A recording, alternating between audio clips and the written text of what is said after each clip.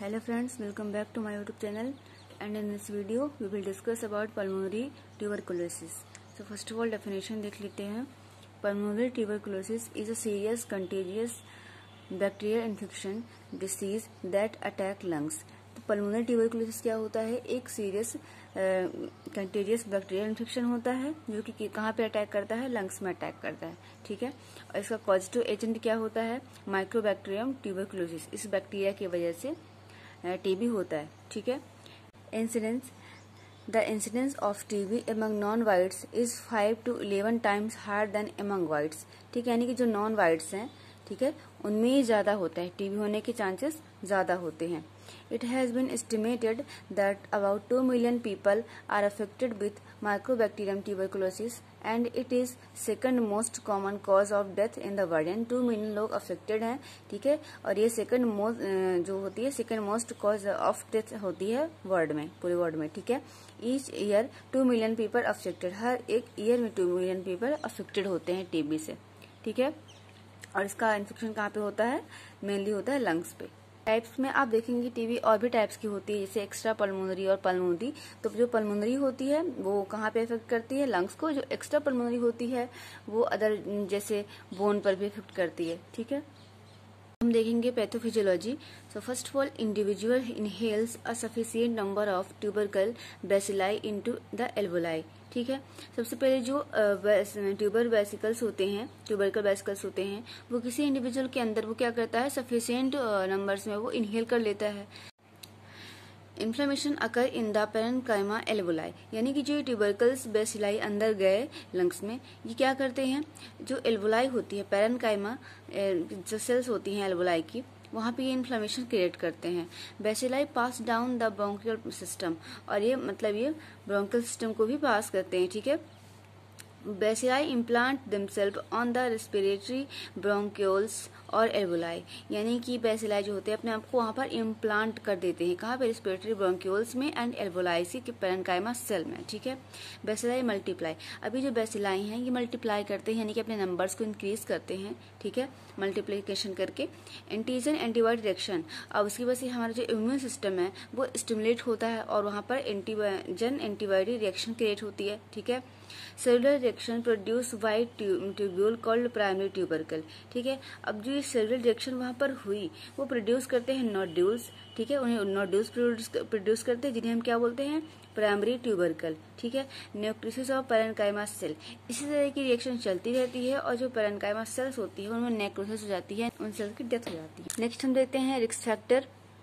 कौन से पर्सन है जो रिस्क फैक्टर में आते हैं टीबी हो सकता है? जैसे कि close contact with someone who has arrived TB. यानी कि जिनको टीबी हो चुकी है और उन्हें एक्टिव टीबी, जैसे कि 2 फेजेस हैं, लेटेंट फेज, एक्टिव फेज. तो जिनको एक्टिव टीबी है, ठीक है, उनके कांटेक्ट में अगर कोई पर्सन आता है तो उससे होने के चांसेस हैं. Immunocompromised status such as HIV infection, cancer, transplanted organ. यानी कि जिनका इम्यून कम्प्रेस है, जैसे कि HIV इन्फेक्शन की वजह से, कैंसर की वजह से या इम्प्लांटेड ऑर्गन की वजह से कोई ऑर्गन इम्प्लांट किया गया है तो उनकी इम्यूनिटी वीक होती है. ठीक है. उन्हें हो सकता है TB. Any person with adequate health care. ठीक है. अगर कोई पर्सन है जो एडिक्वेट हेल्थ केयर उसकी नहीं है, उस कंडीशन में हो सकता है. ठीक है. Medical condition such as diabetes, CRF, malignancies. यानी कि कोई मेडिकल कंडीशन जैसे कि डायबिटीज है, क्रोनिक हार्ट फेलियर है, मैलिग्नेंसी है, ठीक है, उस कंडीशन में हो सकता है. Living in overcrowded area and substandard houses. यानी कि ओवर क्राउडेड एरिया में रहना. ठीक है. सब स्टैंडर्ड जो लिविंग हाउस है वहां पे लिव करना. ठीक है.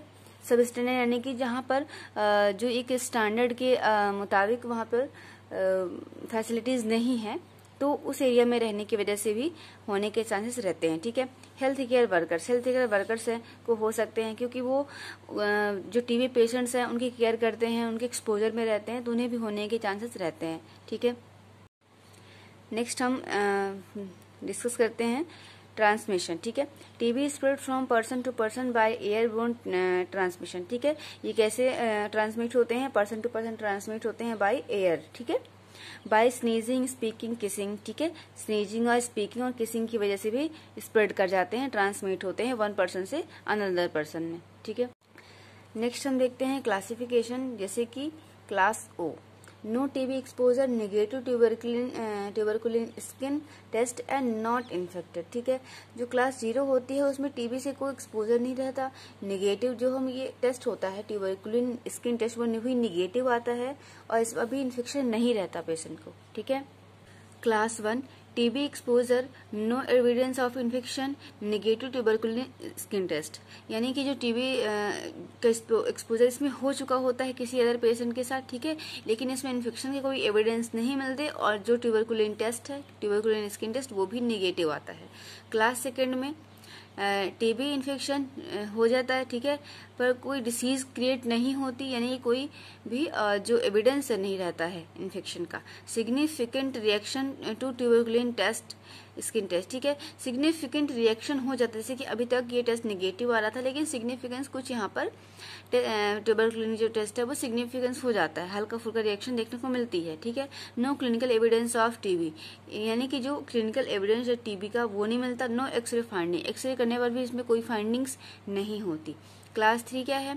TB infection with clinically active disease, significant reaction to tuberculin skin test और x ray evidence of current disease. इसमें क्या हो जाता है, जो टीबी होता है वो एक एक्टिव डिसीज के फॉर्म में आता है। ठीक है, एक्सपोजर उसका हो जाता है, ट्यूबरकुलिन स्किन टेस्ट पे पॉजिटिव आने लगता है। ठीक है, और एक्सरे करने पे हमें करंट डिसीज की भी फाइंडिंग होती है। Class 4 no current disease. ठीक है, हिस्ट्री ऑफ प्रीवियस टीबी, यानी कि जैसे अगर वो ट्रीटमेंट करवाता है, वो टीबी का ट्रीटमेंट प्रॉपर हो जाता है तो कोई क्लास 4 से बोलेंगे। ठीक है, यहाँ पे कोई करंट डिसीज नहीं दिखती। ठीक है, और हिस्ट्री ऑफ प्रीवियस टीबी दिखती है। ठीक है, जो एक्सरे फाइंडिंग होती है उसमें भी हम टीबी देख सकते हैं। Reaction of tuberculin skin test, और ट्यूबरकुलिन स्किन टेस्ट करने पर भी उसकी रिएक्शन शो होती है। इसका क्लास 5 जिसमें टीबी सस्पेक्टेड हो सकता है। ठीक है, अगर मतलब रिकवरी के बाद भी अगर टीबी हो रही है तो उसे हम कहेंगे क्लास 5 जिसमें टीबी सस्पेक्टेड रहता है।